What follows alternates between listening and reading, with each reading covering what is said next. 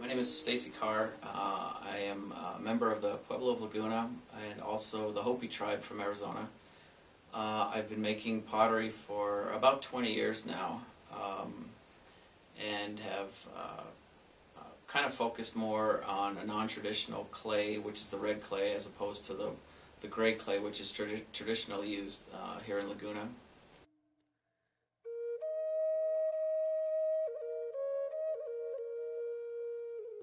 My ex-wife, her parents were potters. She would go out and do her things with her sisters and brothers, and I would basically stay at home with her mom and dad while they were making pottery, and so just kind of learned little bit by bit on how to make pottery. I would sit there and watch him basically all day make pottery, and he would throw me a little piece of clay here and there to to kind of shut me up, but started learning how to process the clay, how to build the pottery up. He gave me a couple of instruments which I still use, like an old spoon, a piece of a shell that I still use to make the pottery with. And so just gradually learning bit by bit on how to make pottery.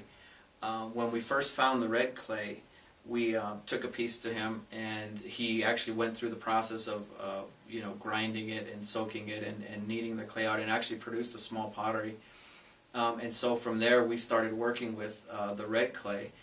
The problem with starting out new in the process is you want everything to come out. You kind of get, you want your pottery to be done. You want them perfect. And so with the red clay, it's just not really a learning utility to get there. You want everything right away. And so we started working a lot more with the gray clay because, like I said, it's a lot easier to work with.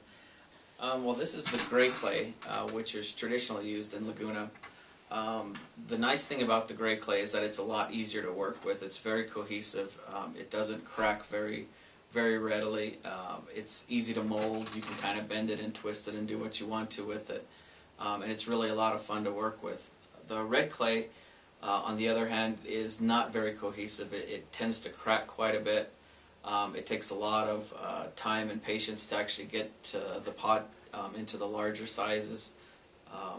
And so, but the difference is that I really like the color that it produces. It's a dark maroon color. It's very vibrant, and I really like it as opposed to the gray clay. So, and it's you can basically get a book anywhere in Old Town and it'll show you how to do it.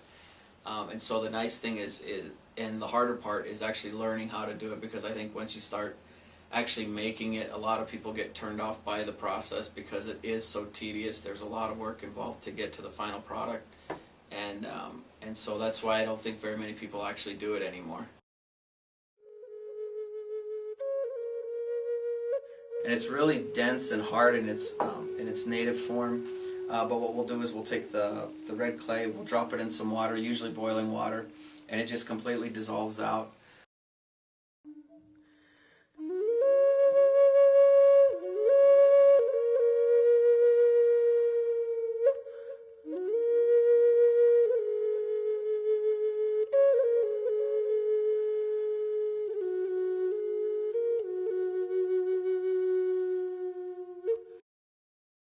Once it gets to that point, we'll skim the top water off, take it outside, let it air dry for a few days until it's completely dry.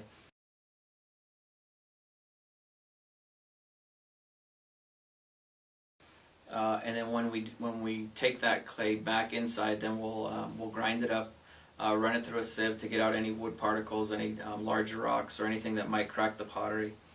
When we do that, then we have the fine powder clay. We get it to its completed form, we let it dry completely.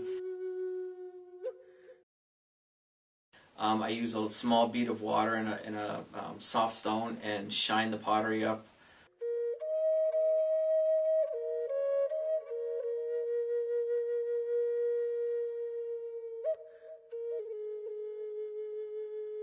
Once it gets to that point, then you can paint it. You apply paints. On the red clay pottery, it's generally black that we use just because it stands out quite a bit. Any kind of other natural oranges or browns really don't show up that vividly.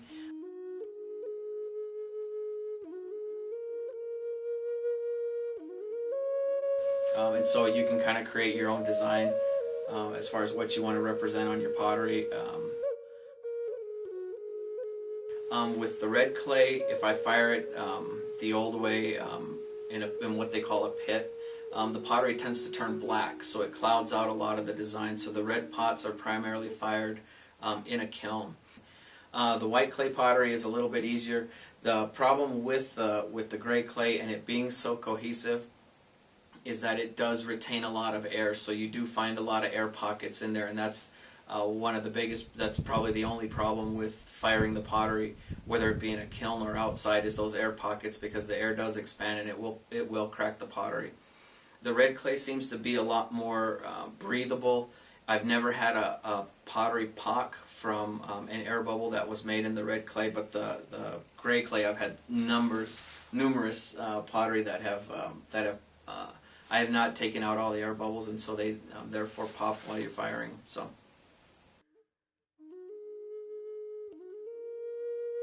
With Laguna pottery, what you see traditionally are larger patterns, a lot of color, not as fine detail work as you do with a lot of the Yakima pottery. Yakima pottery get very small designs, they're very, very detailed.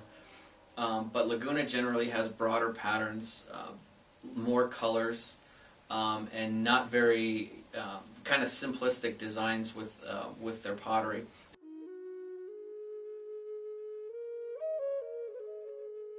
To me, the beauty and in the pottery is the art itself. It's actually making the pottery. If you can, generate funds because of that, then that's fine. But for me, it's really the art of making the pottery.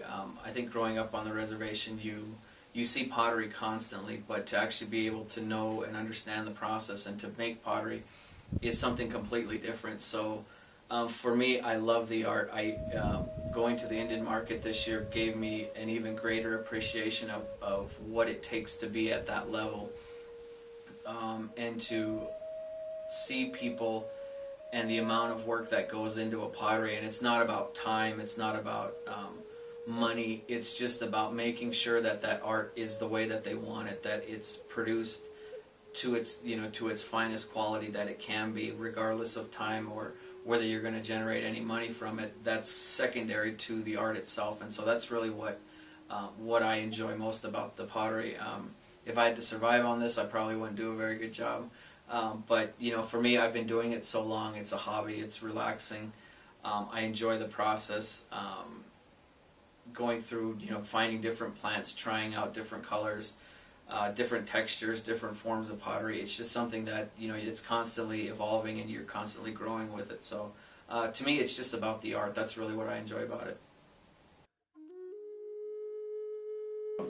From what I understand, it's a natural clay that's mined, but I can go to any art store and I can buy a 25-pound slab of it that's already processed for like $7, $8.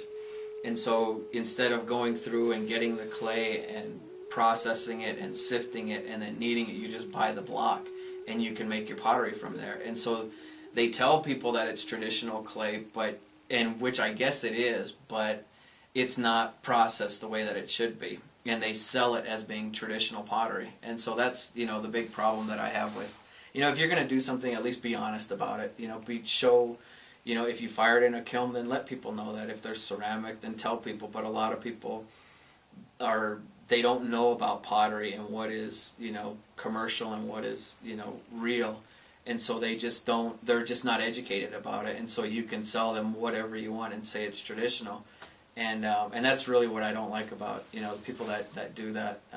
Just be upfront and honest about what you do.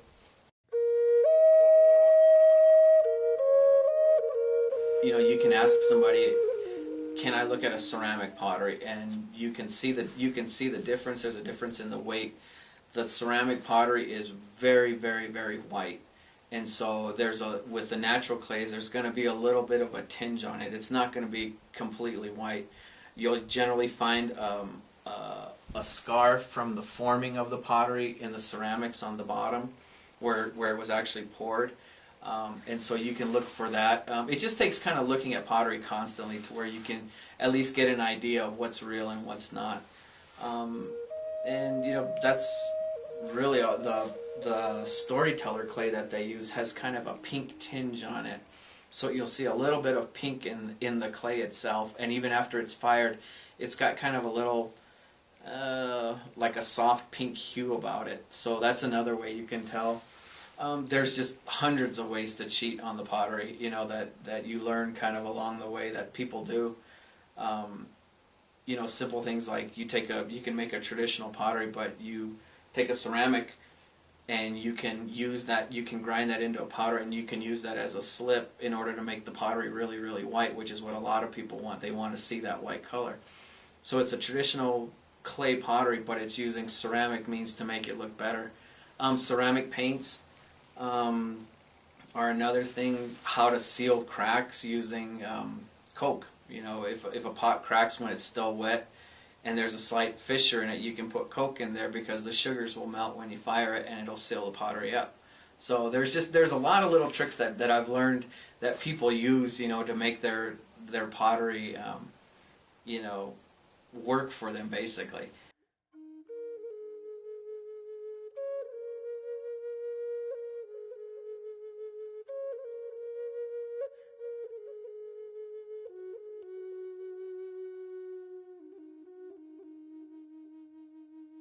For now, it's my little secret as far as where I actually get the clay.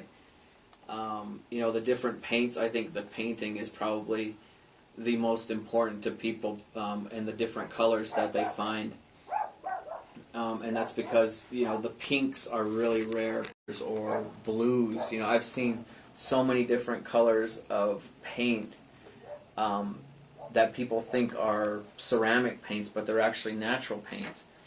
And when you get those colors, you don't want to tell anybody else where to get them or how to process them, because that's kind of unique to your pottery.